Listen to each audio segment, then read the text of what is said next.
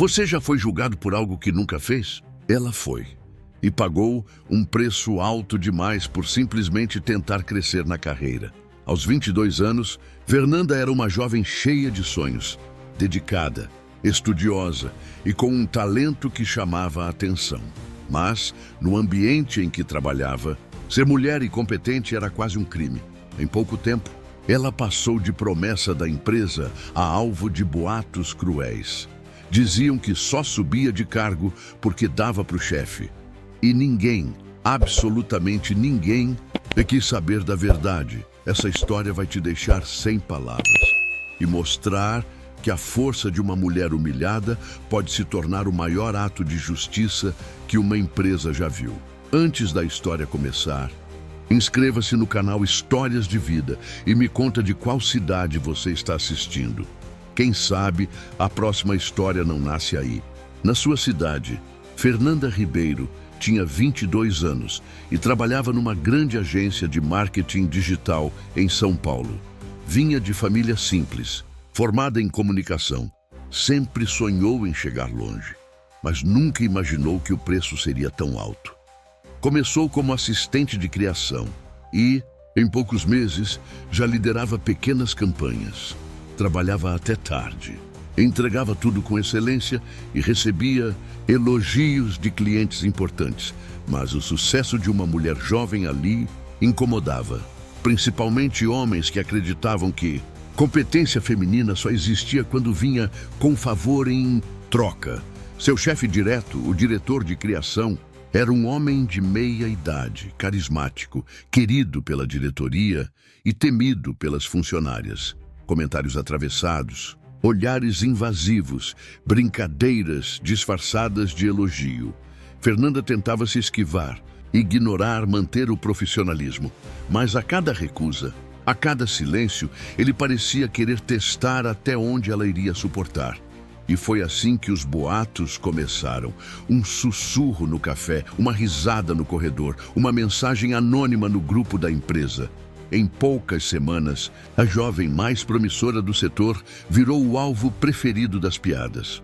No começo, Fernanda achava que era exagero, que talvez estivesse interpretando mal as situações. Mas o desconforto começou a se repetir com uma frequência impossível de ignorar. Tudo começou com elogios fora de hora. "Essa roupa ficou bonita em você, hein, Fernanda?", dizia o chefe com um sorriso torto. Ela respondia com um obrigada educado, tentando disfarçar o incômodo. Depois vieram os convites inocentes. "Vamos jantar para falar da sua promoção?" Ela recusava com firmeza, alegando que preferia conversar no escritório. E foi aí que a mudança começou. De repente, seus relatórios eram questionados. As ideias ignoradas, os créditos dados a outros, e o ambiente, antes acolhedor, virou um campo minado. Nos corredores, cochichos a seguiam. No grupo de mensagens, piadas veladas, a preferida do chefe. Diziam, outros riam. "Não é à toa que ela sobe rápido, né?" Fernanda fingia não ouvir, mas por dentro sangrava. Trabalhava o dobro, entregava o triplo, mas nada parecia suficiente para apagar o veneno das palavras. Em casa, chorava em silêncio. A mãe, que via o esforço da filha, perguntava: "Tá tudo bem no trabalho, meu amor?" E Fernanda respondia o que sempre respondem os fortes demais: "Tá sim, mãe." Só cansaço, até que um dia algo mudou. Ela recebeu um e-mail da diretoria, parabenizando seu desempenho e convidando-a para liderar uma campanha nacional. Era o reconhecimento que esperava. Mas junto com o orgulho, veio o medo. Na mesma noite, o chefe mandou uma mensagem curta: "Parabéns, Fernanda. Acho que a gente devia comemorar a sós. Você merece." O estômago dela revirou, apagou a tela, respirou fundo e respondeu apenas: "Obrigada. Prefiro comemorar com a equipe." No dia seguinte, o inferno começou. As piadas viraram certezas. "Ela conseguiu, né? Eu avisei", diziam os colegas. E assim a jovem que só queria um espaço virou o alvo da crueldade coletiva. Fernanda sabia que denunciar significava arriscar o emprego, mas ficar calada significava perder a si mesma. Ela já estava cansada de se encolher para caber no silêncio dos outros. Naquela noite, ao olhar o próprio reflexo no espelho, decidiu: ou eu me defendo, ou eles me destroem. E foi assim que começou o plano, o mais silencioso, corajoso e inteligente ato de resistência que aquela empresa já veria. Nos dias seguintes, Fernanda aprendeu a se calar, mas não a se curvar. Decidiu que, se o mundo não acreditava em palavras de mulher, acreditaria em fatos. E começou a observar tudo. Guardava mensagens, tirava prints, salvava e-mails, cada elogio fora de hora, cada convite inocente, cada recusa que virava represália. Fez um arquivo que chamava de respeito e ali, em pastas discretas, construía o alicerce da própria justiça. No trabalho, fingia normalidade. Cumprimentava o chefe, participava das reuniões, sorria o suficiente para não levantar suspeitas. Mas por dentro, a raiva já tinha virado foco. Enquanto isso, os boatos só aumentavam. Na Copa, ouviu duas colegas rindo. Dizem que ela vai ser promovida de novo. Ah, lógico. O chefe gosta dela demais. O coração de Fernanda bateu forte. Ela olhou para elas e, com voz serena, disse: um dia vocês vão entender que respeito não é favor. As duas se calaram, mas no olhar havia desprezo. À noite, em casa, Fernanda se trancava no quarto e escrevia tudo num caderno. Cada detalhe, cada abuso velado. Era o seu diário de sobrevivência. Num sábado qualquer, encontrou coragem para ligar para o RH. Falou pouco, mas o suficiente. Contou que se sentia desconfortável com certas atitudes do chefe. A moça, do outro lado, respondeu num tom burocrático: entendemos, Fernanda, mas você tem provas concretas? Ela suspirou: tenho. Só ainda não é a hora de mostrar. O tempo passou, as campanhas que liderava começaram a ganhar destaque. Clientes elogiavam, os números cresciam, mas, internamente, os olhares continuavam os mesmos, julgadores, maliciosos. Até que um dia, algo diferente aconteceu. Durante uma reunião, o chefe, visivelmente irritado, desmereceu o trabalho dela diante de todos. Fernanda, você está se achando demais. Talvez precise lembrar quem manda aqui. A sala ficou muda. Ela respirou fundo e respondeu com calma: eu nunca precisei que ninguém mandasse em mim para fazer meu trabalho direito. O silêncio pesou. Ele tentou rir para disfarçar, mas a tensão ficou no ar. Naquela tarde, Fernanda entendeu: ele está perdendo o controle. E quando o poder se abala, a verdade aparece. Foi então que marcou uma reunião com o diretor-presidente da empresa. O homem que mal a conhecia, mas cujo nome estava em todas as paredes. Levou o caderno, as provas e o coração em pedaços. Sabia que dali em diante nada seria igual. Quer que eu siga com a parte 3, onde ela finalmente enfrenta o diretor, expõe o que vinha acontecendo e o jogo começa a virar, com reviravolta emocional e justiça? A reunião estava marcada para as 9 da manhã. Fernanda chegou cedo, de roupa simples, olhar firme e as mãos trêmulas por dentro. O diretor-presidente, um homem reservado, a recebeu com um aperto de mão educado. Pode sentar, Fernanda. O que gostaria de conversar comigo? Ela respirou fundo. Senhor, o que eu vou dizer não é fácil, mas eu não posso mais fingir que está tudo bem. O homem assentiu. Sério? Pode falar. Fernanda abriu o notebook. Deslizou algumas páginas de mensagens impressas sobre a mesa e começou a falar.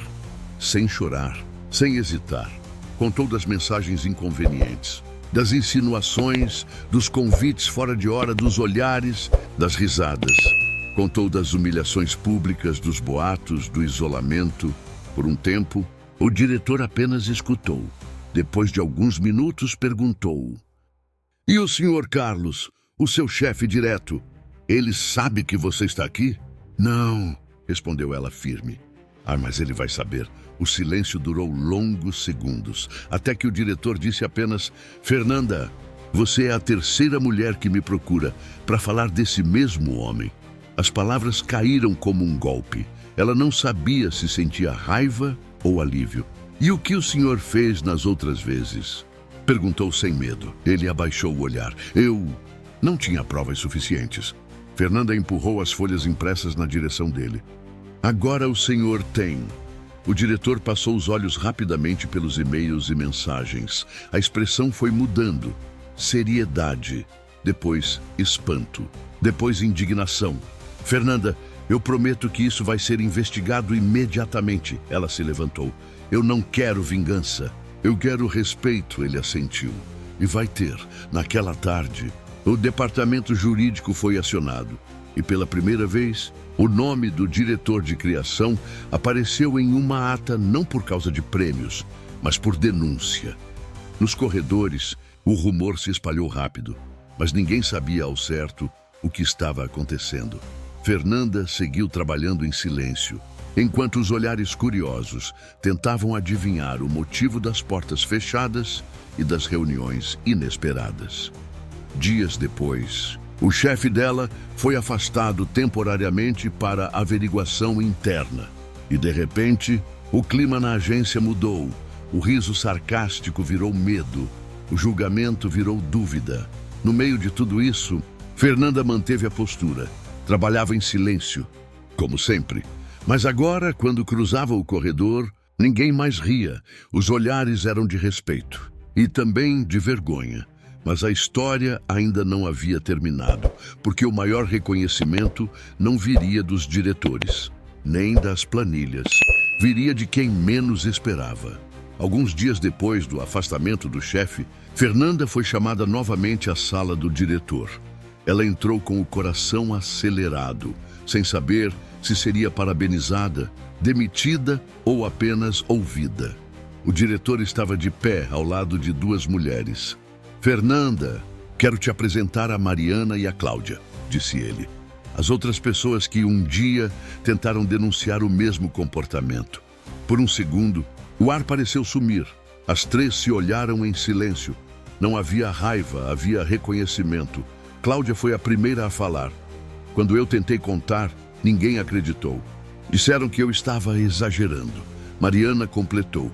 E quando eu insisti, fui transferida de setor. Fernanda sentiu os olhos marejarem. Eu quase desisti também. Mariana sorriu com doçura. Mas você não desistiu. E foi isso que mudou tudo. O diretor explicou que, após a denúncia, uma investigação interna havia confirmado os abusos e manipulações. O chefe foi desligado da empresa, sem chance de retorno. Mas o que mais surpreendeu Fernanda veio depois. A diretoria decidiu criar um novo comitê de ética e respeito no trabalho, disse o diretor. E queremos que você participe da formação desse grupo. Ela ficou em silêncio por alguns segundos. Depois, respondeu com calma. Eu aceito. Mas só se todas as vozes forem ouvidas, não só as minhas. O homem assentiu. É exatamente isso que queremos. Nos dias seguintes, a agência começou a mudar. As piadas sumiram, os corredores ficaram mais silenciosos, mas também mais respeitosos. E aos poucos, outras mulheres começaram a procurar Fernanda para contar suas próprias histórias. Algumas choravam, outras agradeciam, mas todas diziam a mesma coisa. Obrigada por não ter ficado quieta.